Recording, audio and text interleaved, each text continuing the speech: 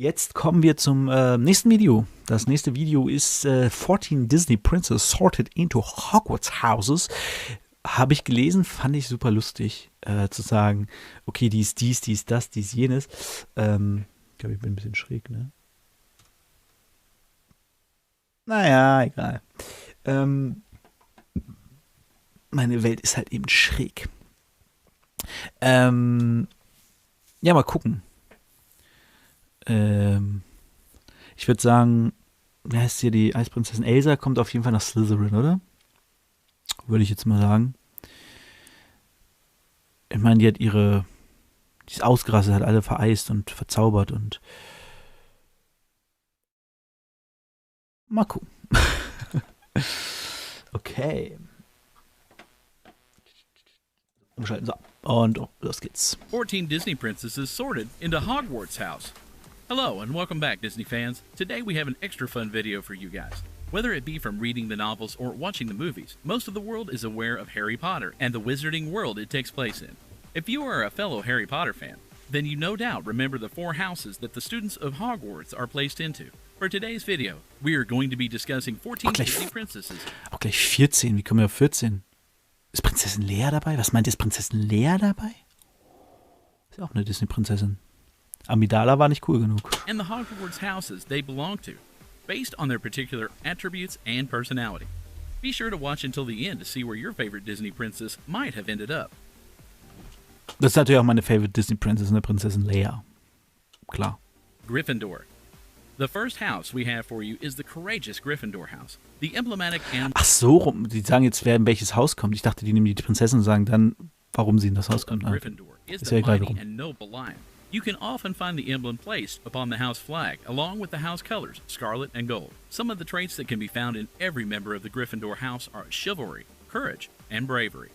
Sometimes you'll even see recklessness displayed by members of the house, along with a few Gryffindors being noted as having short tempers. The most notable members of the Gryffindor house are Sirius Black, along with the Potter family, Lily, James, and Harry. The greatest, however, would have to be Albus Dumbledore himself. Now let's take a look at a few princesses we believe would have been placed in Gryffindor had they attended Hogwarts. Jasmine. Princess Jasmine comes from the 1992 Disney classic, Aladdin, and we think that she would have been the perfect addition to the Gryffindor house. Throughout the film, Jasmine proves that she is one of the most courageous people of her time. She is often seen standing up for herself and being bold enough to go against the societal norms that have been set in the world around her. In that world, and during that time period, it was normal and actually expected that women would not have much say in who they would get to marry. But time and time again, Jasmine stands up for what she believes is right, often humiliating the princess that her father picks out for her in the process. Jasmine, for sure, has what it takes to be a Gryffindor. 100%ige Zustimmung, auf jeden Fall. Und Jasmine ist einfach auch der coolere Name als Jasmin. Ich meine, Jasmin klingt auch schön, aber Jasmine klingt schon heftig. Ja, aber ja, auf jeden Fall. Mutige Frau gewesen. Ich meine, die ist alleine über die Straßen von Agrabah gezogen. Ne? Muss man auch mal überlegen. Das ist schon. Das ist ein hartes Pflaster. Anna, okay. Up next we have Anna? who we Gryffindor? know Okay. from Disney's Frozen and Frozen 2. Anna, unlike her sister Elsa, does not have powers. But this almost makes her deeds throughout the 2 films more Ja gut, noble doch, die and ist courageous, schon mutig, doesn't ne? it? She recklessly goes after her sister and follows her into danger on multiple occasions without question. All of her daring deeds would see the Sorting Hat sort her into Gryffindor for sure. Ja, ich habe Eisprinzessin, glaube ich, nur einmal gesehen. Oder Eiskönigin, wie heißt das denn? Frozen. Das Hörbuch haben wir öfters mal laufen gehabt, weil wir das irgendwie als Hörbuch hatten. Als mein Sohn klein war, ist auch schon wieder Jahre her. Aber ja, doch, die ist schon mutig, ne? Die hat schon Mut und Courage. Ja, passt. Merida. The Ja, next gut, one den is habe ich nie sort of a gesehen. no-brainer when you look at the name of her movie. Princess Merida is from the movie Brave, which also happens to be the #1 quality found in almost every Gryffindor to ever exist.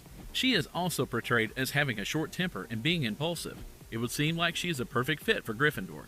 Und sie hat auch die Haare von Godric Gryffindor. Also ich habe neulich mal das Bild gesehen.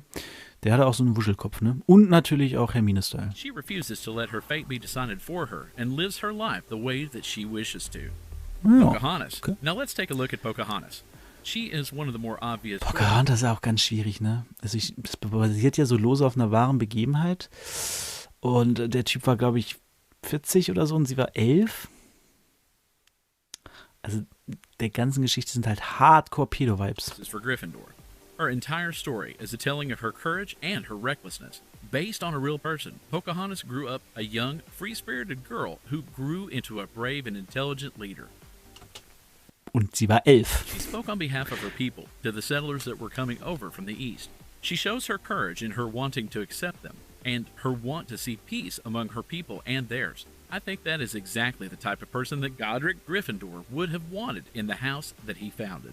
Ja, okay, passt. Moana. The last princess that we think the Sorting Hat would have placed into Ja, hab ich nie Gryffindor is gesehen. none other than Moana. Moana made her debut in her 2016 film, and if her entire journey across the sea, despite never having left her own home before, in order to save her people and the entire world, doesn't land her a spot in Gryffindor, I don't know what does. I mean, she found a demigod and convinced him to help her, but actually ended up helping him to become the great demigod that she knew he could be. That amount of influence and bravery has to put her into Gryffindor, without question. Okay. Also, wie gesagt, den Film habe ich nie gesehen, aber ja, scheint Ravenclaw. zu passen. The next house is the Ravenclaw. Ravenclaw house. Ravenclaw has the house colors of blue and bronze, with their animal emblem being the eagle, which is supposed to represent intelligence and wisdom. Founded by Rowena Ravenclaw, the house has been filled with the students that have been noted for their kindness and acceptance of people, along with their individuality. They often gravitate toward things or people that others would consider to be weird. Also wirklich groß Bekannte gibt's nicht, ne? Ravenclaw?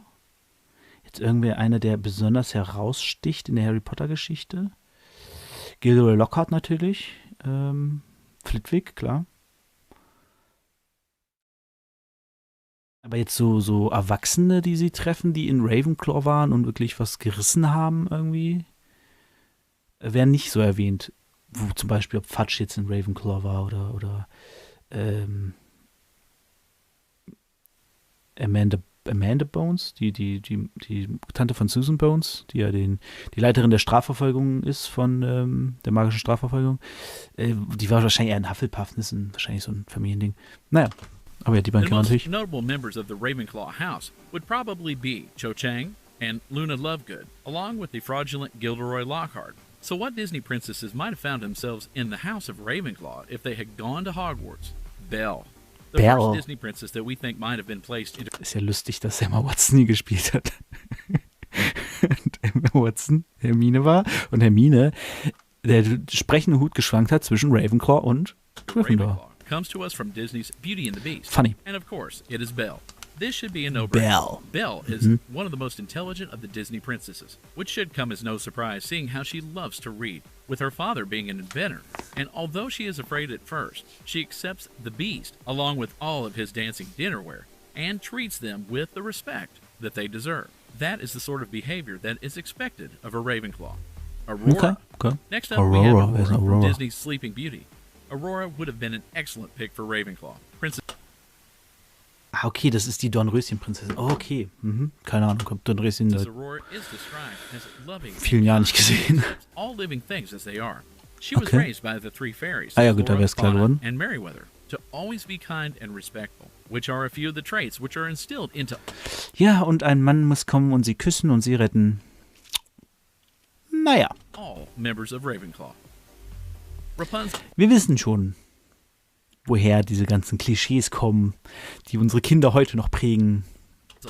The last Rapunzel. Ravenclaw on our list would have been Rapunzel. Rapunzel is an interesting case. She hasn't seen much of the Weil sie in einem Turm wohnt wahrscheinlich, ne? Sie wohnt im Turm, Ravenclaw, klar.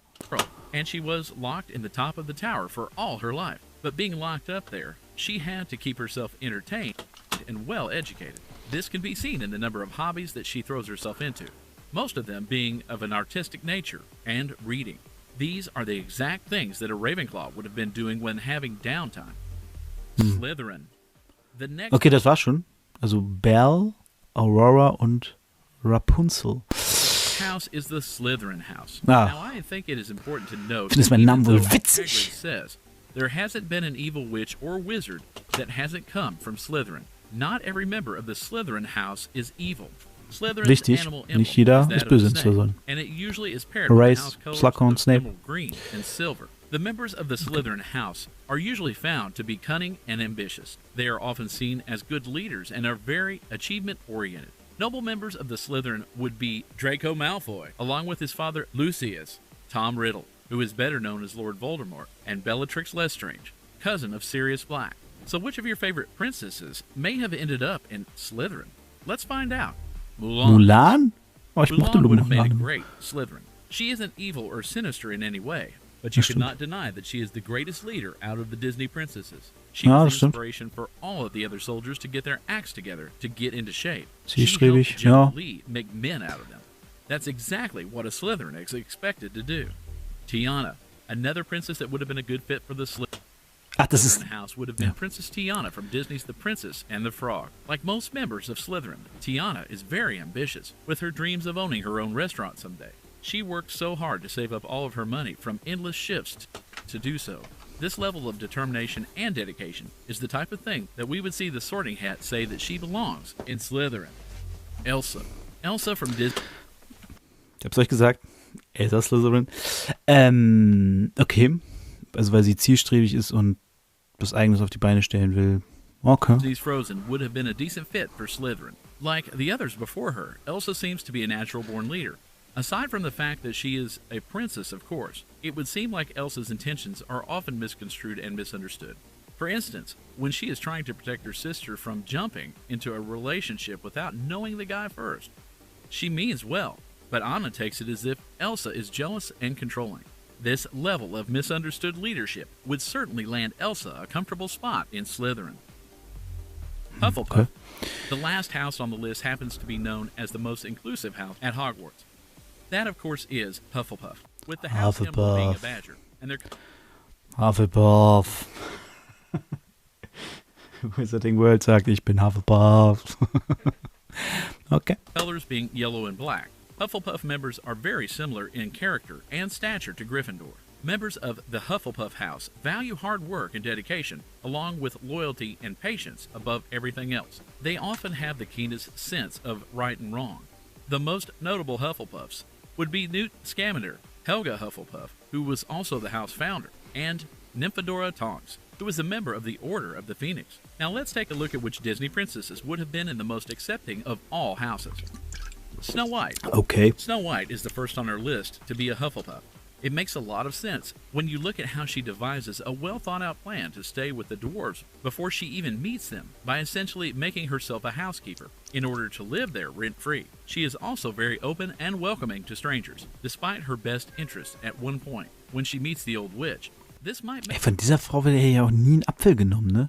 Hab ich mich schon immer gewundert. So, da steht so eine vor dir und sagt, ja, nimm Apfel. Da würde er erstmal sagen, nee, ist okay. Wir sind im Wald, ich kann mir meine eigenen Äpfel holen. her one of the hardest working and kindest Disney princesses, which would see her sitting nicely in Hufflepuff. Cinderella. From Disney's Cinderella, Princess Cinderella would appear the perfect candidate for House Hufflepuff. Cinderella is an extreme hard worker. Even when the Stimmt. work involves cleaning up after her evil stepmother and stepsisters, she appears to find happiness in making things neat and orderly. This, paired with her forgiving nature, would seem to place her right in line to be a member of the Hufflepuff family. Ariel? The last princess on our list is Princess Ariel from Disney's The Little Mermaid. Ariel would fit right in with the other Hufflepuffs. Her level of curiosity in what other mermaids see as odd and unnecessary is exactly what is looked for in a Hufflepuff. Aber Ariel ist doch auch sehr mutig. Also, sie hat sich doch immer dem Teufelsrochen und, wie heißt der, Medusa? Nee, diesem Tintenfisch entgegengestellt und so. Sie war ja immer die Atlantis retten musste. Wenn Triton wieder nicht irgendwie aus dem Potte kam und hat quasi die Zeit überbrückt, bis er mit seinem Dreizack angeschwommen kam. Hätte sie auch schon bei Gryffindor gut gesehen. When she wants something, she does everything she can to make it a reality, even if that means going from being a mermaid to becoming a human. I think Helga Hufflepuff would have loved to have Ariel in her ranks. Naja, okay. So what do you think? Do you agree with these placements? Ja, Ariel hätte ich jetzt anders gesehen, Or aber do die you think anderen, that they belong? haben, glaube ich, ganz gut gepasst. Ich weiß nicht, ob ich, jetzt habe ich ja schon wieder den Namen vergessen, von Küss den Frosch, ob ich die unbedingt zu Slytherin gepackt hätte, weil sie zielstrebig war. Aber hat vielleicht nirgends anders auch reingepasst, richtig. Also sie war nicht richtig Gryffindor, wobei als Frosch durch die Sümpfe von New Orleans zu reisen, ist natürlich schon mutig. Sie war jetzt nicht besonders schlau, also so Ravenclaw-mäßig. Bei fleißig und loyal, Hufflepuff hätte ja auch gegangen. Na gut. Long in different houses. Let us know in the comments. That's all, Disney fans. Be sure to like and subscribe for more magically packed videos. Ja, war gut. War interessant. Also sind solche Überlegungen ja immer ganz cool, die sagen, okay, wir nehmen das eine und vermischen es mit was anderem. In dem Fall, wir nehmen Disney-Prinzessinnen, gucken, wo sie in Hogwarts wären. Finde ich immer super unterhaltsam und gute Idee, einfach mal zu machen. Deswegen ja, also bei den meisten konnte ich auch auf jeden Fall zustimmen. Manche Prinzessinnen kannte ich halt nicht, aber ich glaube, das ging schon ganz gut klar. Weil ich es kann, weil ich es kann, weil ich es kann.